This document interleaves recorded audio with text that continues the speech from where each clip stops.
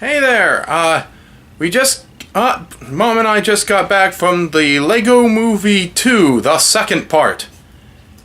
And, Mom really liked it, but she doesn't feel up to joining me here, so, I'm going to be reviewing it myself.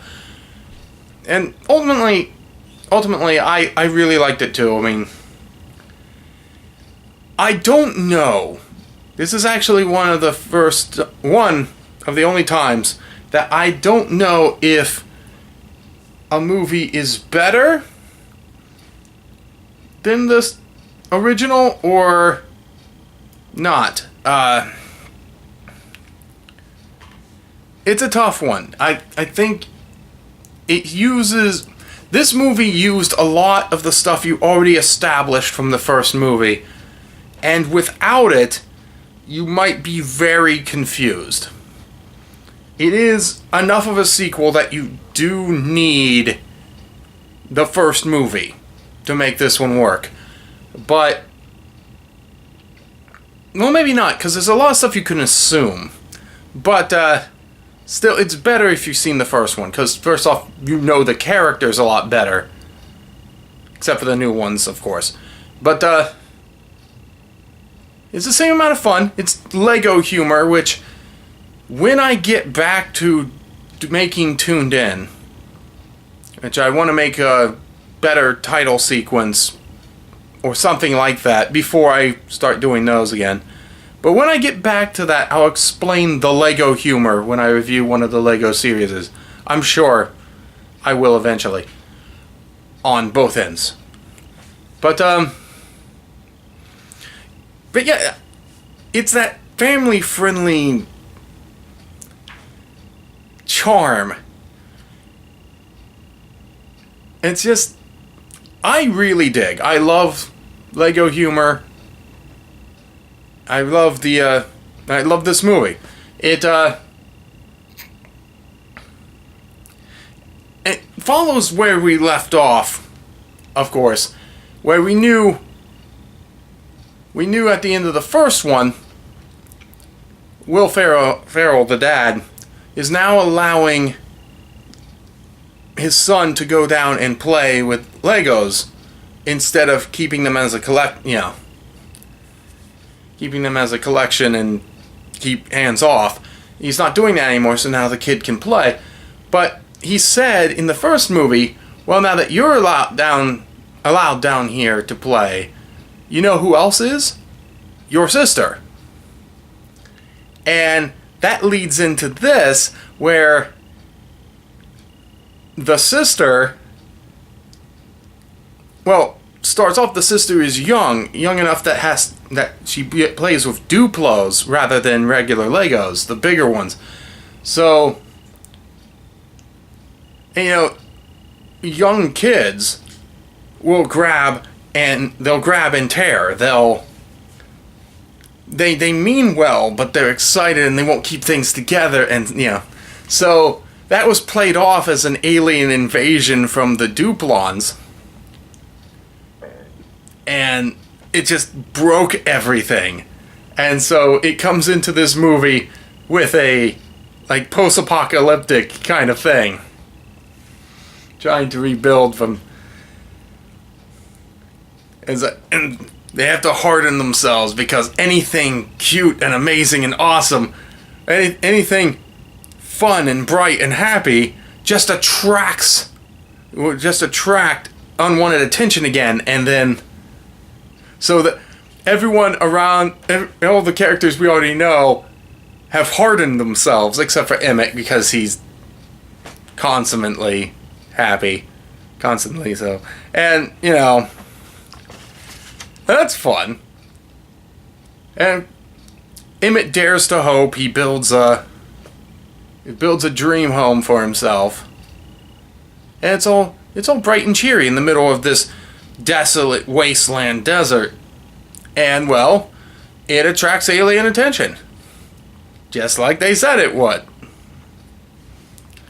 But, a strange visitor from the Sistar system. See, Lego humor. Puns. It's right up my alley.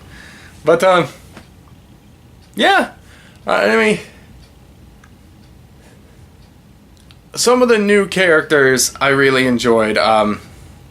General Mayhem, the military commander from the Sistar system. She's actually a pretty fun character. She was the one that showed up to find the leader of this organization, of this thing, and bring them in for an audience with the Queen. And the Queen's a fun new character. Totally not a villain. Not a villain. The Queen, let's see if I remember her name. Queen whatever a wannabe. Because she is an alien shapeshifter who can be whatever she wants to be. Queen whatever a wannabe. Whatever a wannabe. Well, you know, it's whatever I want to be. It's Lego humor. Cha-cha-cha-cha. Anyway, yes. That's a fun new character. There was a lot more musical numbers in this than I expected. In that, there were musical numbers. And I'm not just talking that everything is awesome. Although they, of course, decided to remix that and stuff like that. But no, they had actual full-blown music numbers in this. A couple. And as I recommend this. Stunning performances by everybody. Of course, the cast that was in Lego form. Great work there. Chris Pratt, Will Arnett. You know, everybody else. Alison Brie as Princess Unikitty, although they stopped calling her Princess because post-apocalyptic, now she's all anger Ultra Kitty. But anyway, it was like great performances there. The live action performances were good too, considering they just snatched some kid to play the son in the first movie. They brought him back all more grown up 5 years later. Same guy. So, good on them there. I don't know if they showed the sister before in the first movie, but they had a flashback that showed the sisters, and this flashback must have been recorded around the time of the first Lego movie, because the male actor was that young as he was in the first movie. So that must have been recorded then. So I guess they had the same actor for the sister as well. It's like, that's a level of commitment that doesn't always happen in Hollywood and other forms of media. And I'm glad they did it. I'm also glad that these children have been able to become good actors. Because you can never really tell whether or not a child actor will be good or grow up to be good. And very few do. Very few remain. But overall, very good, very fun. I did not at all regret going to see it, paying the money for it. I probably won't see it again until video. You know, that's getting it on video. That's different. That being said, I am in the mood to do Lego stuff again. Which is probably good, because I had been planning to do a stop-motion Lego series on the channel. I've been meaning to do that, and really haven't gotten around to actually doing that yet. Well, actually, I have the audio for the first episode of Bonehead and Muscles actually recorded. Bill and I actually did record that already. but we didn't, I haven't done the animation yet. So, that's definitely interesting. I mean, this isn't Lego, but he's going to be used with Lego for for the series. Hey, this is technically Mega Bloks, but you know, it works anyway. I'm not going to be doing this. This is lame with the emphasizing the words. No, it's going to be actual stop motion. Anyway. And I can't do the He-Man voice, but Bill does the He-Man voice. I can try to do the He-Man voice, but it just doesn't work out well, Skeletor.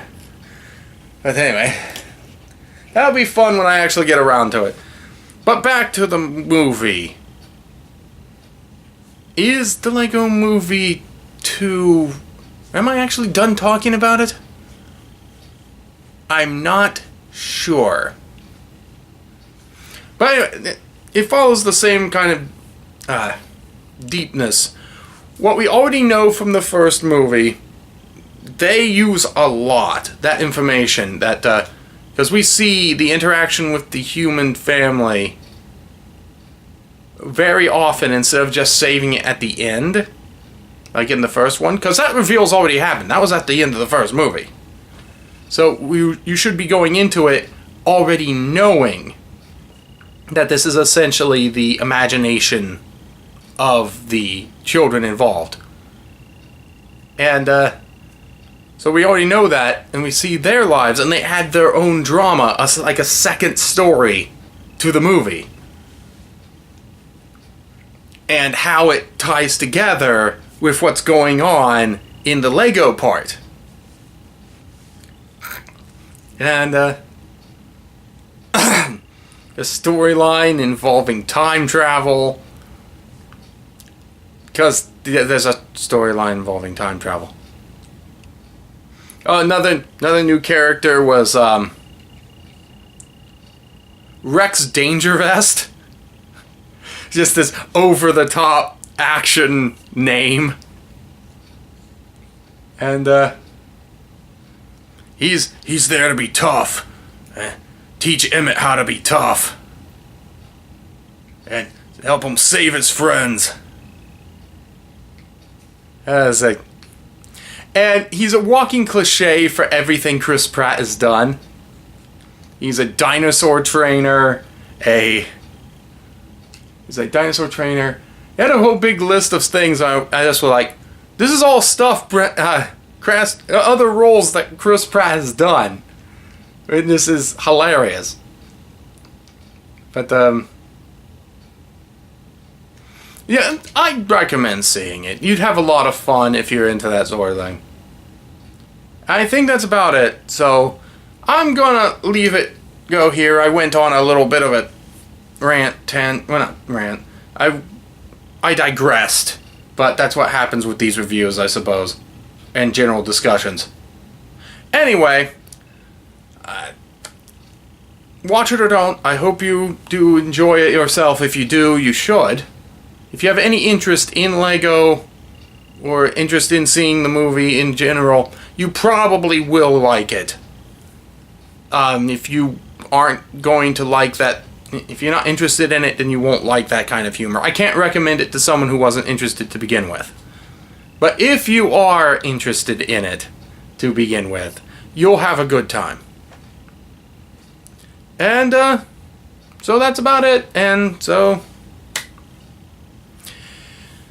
see ya.